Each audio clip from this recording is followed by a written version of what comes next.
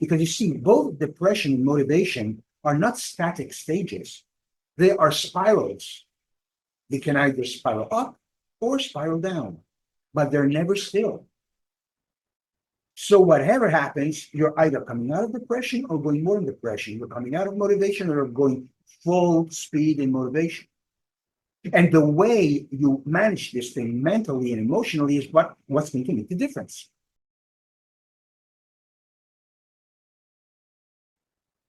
So kids, very small kids, right? Children, toddlers, let's say up to three and a half, the most.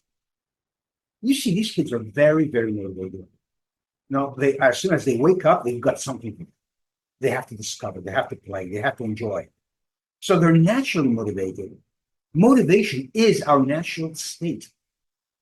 So depression is not our natural state because we were not born to be depressed, we were born to be motivated.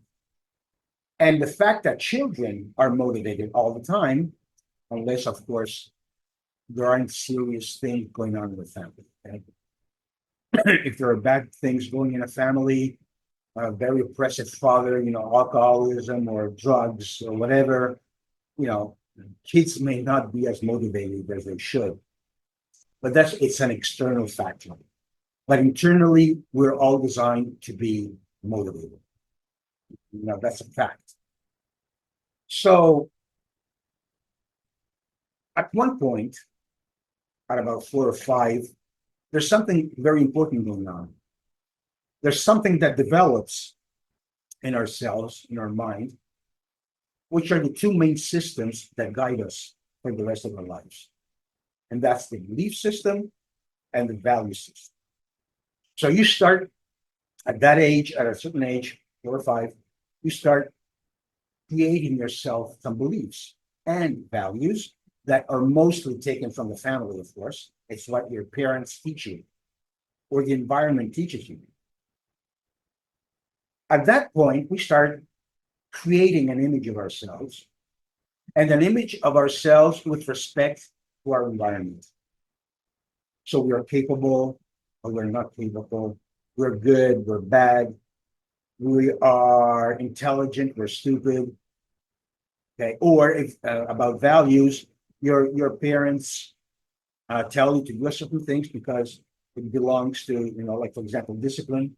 You have to do your bed. You have to do certain things, even if you're 5, small things, but you have to do them. And when you don't do them and you're being, how can I say, your parents scold you for that. And they say, look, you haven't done your bed. And if that repeats over the time, you're going to be thinking, I'm not a disciplined person. So these things go on, which create our personality. Now, it's all in our mind. It's not like being an extrovert or an introvert.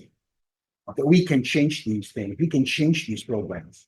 We can change the beliefs and we can change not the values, but the way we relate to those values. But we have to take control for us to do that. The idea is not to go back to when we were 3 or 4, that's for sure. Okay. And we couldn't help it anyway. We have to be guided by our belief system and value systems, which, if not well managed, they can become our worst enemies. They can totally ruin our lives. But if we understand how they work, we can have them work for us instead of against us. Now, let's see, since there is very little you can do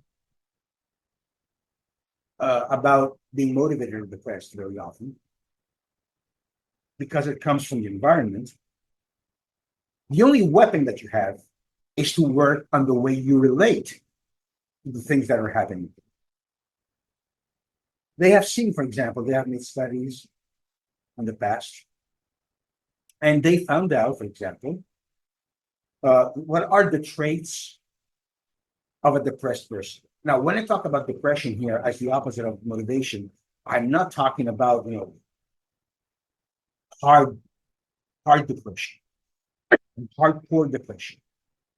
I'm talking about even being a little pissed off, being a little annoyed, about something, that is on a scale from 0 to 100, where 0 is, yeah, I'm a little disappointed, to, or like 10, or to 90, where you're really, really, really depressed. Okay, you have a scale, you have a range, and you're somewhere in between that range. So how can you make it to push, the cursor of that range towards motivation as much as possible? On the other side. So they found out that, for example, the one common trait is egocentrism. Depressed people are egocentric. Now, this is not a judgmental conclusion. They're not bad people because they are egocentric. Now, we've been taught that egoism, selfishness, egocentrism, they're all bad, or egocentricity, they're bad. It's bad people that have that. No, no, no, no, no. No. It's just people that cannot manage themselves. That's all. Now, why do depressed people become egocentric? Because when you get on the depressed side, you see the world and the outside as a threat, as a menace for you. So you have to close yourself in this armor, and you have to think about yourself. That doesn't mean you cannot be generous when you're egocentric. Of course, when you're egoist, no, you don't tend to be very generous unless you have a reward for that. But when you're depressed, you have to be egocentric because you think about yourself, and then that's why you hear people say I, me. It's all about themselves because they feel threatened.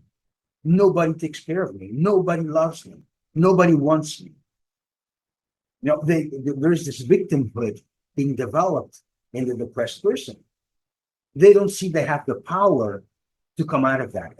And so what they do, they focus more on themselves. And as they focus more on themselves, they become even more depressed.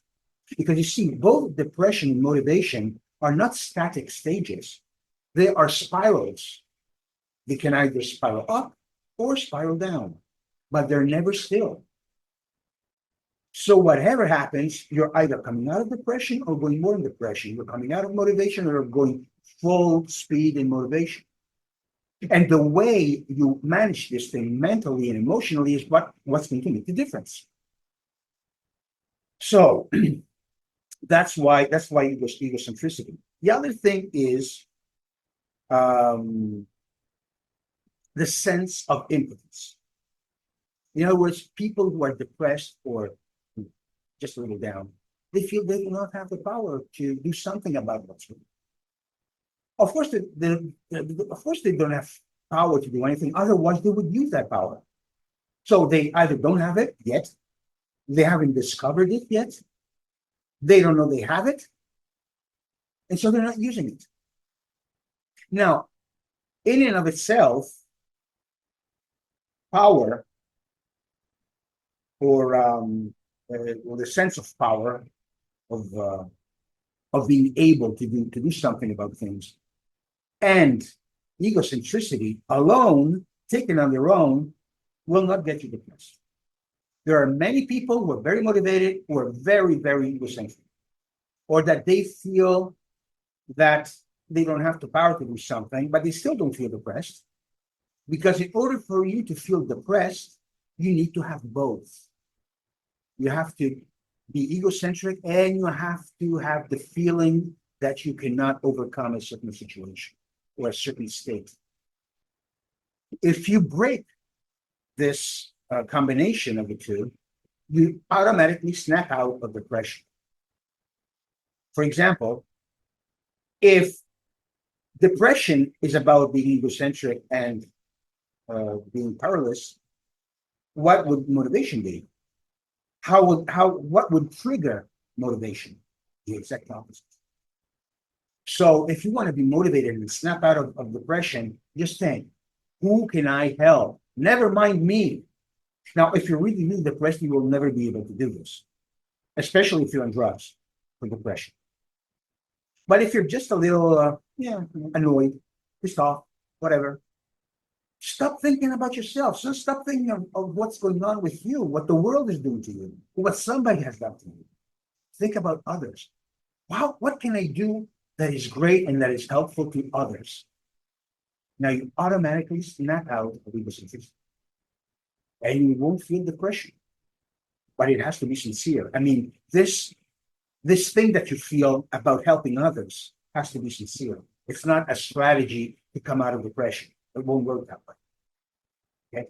Really feel, stop thinking about yourself and stop thinking about what return you will have from being altruistic. Because if you have an agenda in being altruistic, it's not going to work. Being altruistic means freely giving, freely thinking about others. That's what altruism is.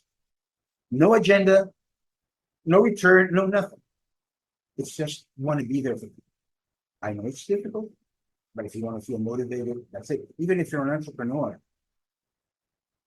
that's the way you have to deal with depression. Or when you feel depressed and things don't happen the way you should, they should. You lost a big client.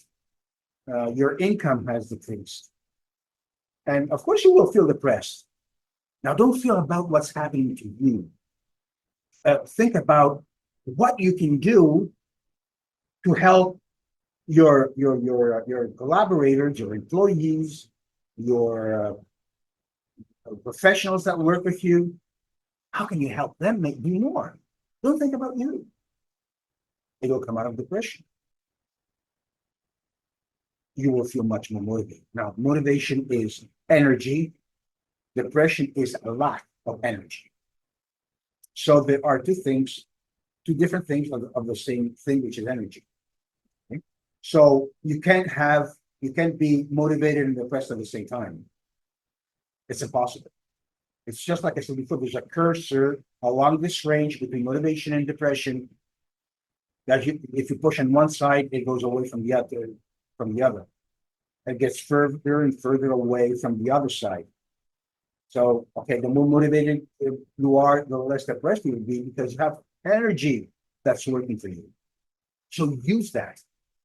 The other thing is about desire and need. When you're in a state of need, you are in touch with pain, right? If you need something, it means you must have something. You need to have something, whether it's vital or not. Okay, it doesn't have to be vital. Okay, if you don't have food, that's vital. If you don't sleep enough, that's vital. If you don't have money, that's vital. So when you're in that state and you're in a state of need, you're in a state of pain. And what automatically happens? You're going to focus on yourself. On the other hand, a desire is the opposite of need. So you are connected with pleasure. When you desire something, even though you haven't achieved that thing yet, but your mind is there already, what you will have achieved and how everybody is going to take advantage from that. Because if you're the only one who's going to get advantage from reaching a goal that you're setting for yourself as a result of a desire, it's not going to work for you because along the way, you're going to face stress and you're going to need people. And if it's just for you, what you're looking for, you're going to see people as a threat.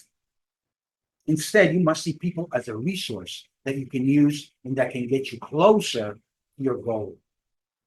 That's the strength of desire. Desire is connected to pain. So if to pleasure. And if you're connected to pleasure, it's not just about yourself. Okay, so these are the things that you can do to manage your motivation. You can change your state of mind in a snap of a finger. Immediately, when you know the dynamics. So use them, have them work for you. See you next time.